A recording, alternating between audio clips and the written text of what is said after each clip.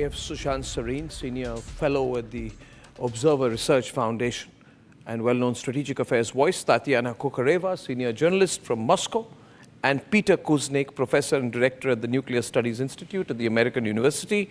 And my first question, Peter, is to you, that we saw a change in tone.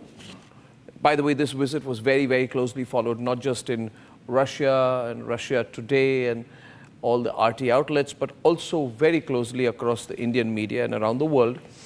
Now, Peter, yesterday it was a different tone from America. Today it's a different tone. Day before yesterday was a different tone, slightly threatening tone to start with. Then, oh, let's all work together tone. And now the latest tone from the White House is a conciliatory tone, which says India is an important country and India's relationship, long-standing historic relationship with Russia, gives it a vantage point to help end the war.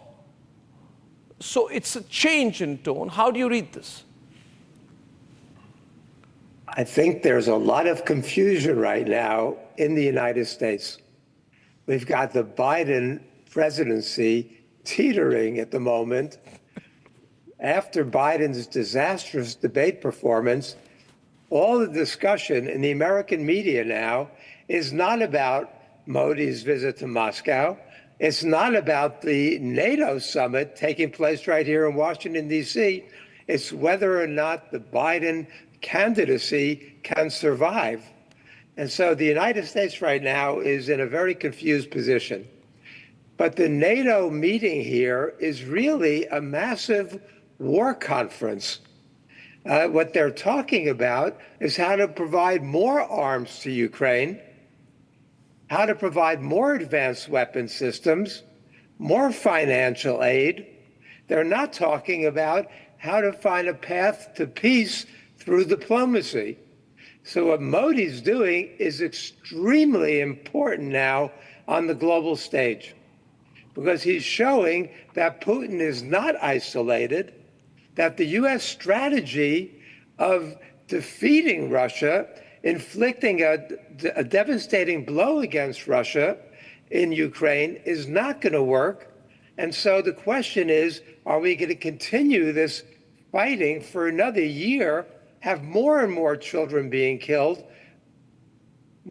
more Russians, more wealth being wasted, or are we going to find a path to peace? The fact that Modi is speaking out in similar terms to Xi Jinping, to Lula, to other global leaders, to the global South, is a very positive development. And it's not surprising, because Modi has refused all along to be drawn into the U.S. effort to use this to weaken Russia. And so what's happening is very positive.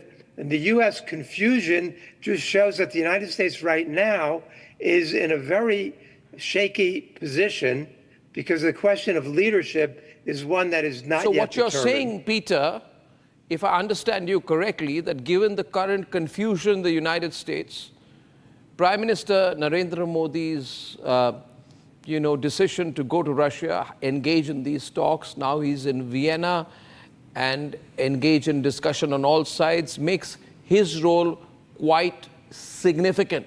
In fact, given the prevailing confusion in the US, where you're seeing a war effort intensify at the NATO conference, what Prime Minister Modi is doing is quite remarkable, in fact.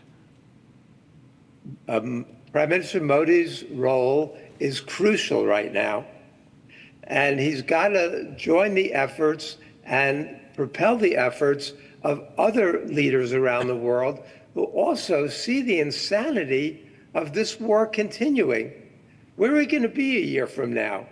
Hundreds of thousands more dead, Russia with controlling more of Ukraine than it does now, and diplomacy again being ignored globally. So Modi is a voice for peace right now, and a voice for diplomacy, and a voice for reason, and that's what we need. Tatiana, just going across to you, your response on 2 points.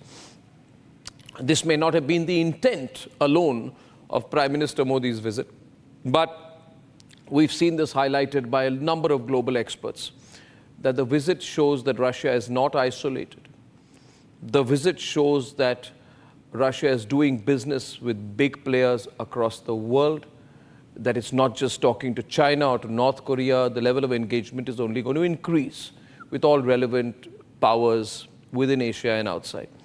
How do you view America's response? In your view, is it sign of the confusion in Washington that State Department doesn't know what White House says? Or is it more than that? Today's statement. I have to actually agree with Peter on one thing. I wouldn't call this confusion per se. You know, Arnab, I think that the functioning, the ruling administration is going to do literally anything to drag the attention from the condition of Joe Biden.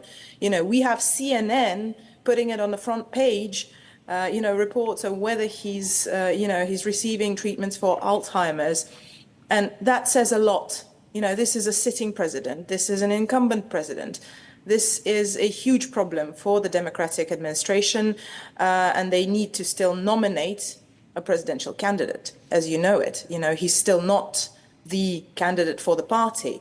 The conference is still a month away. Yes, it can change. So this is a huge, huge thing. But also, let's not forget that at the same time, literally almost the same time as the White House says, let's keep an eye, and Mr. Modi has to remember that there has to be effort for peace. At the same time, Joe Biden promises more air defense missiles to Ukraine.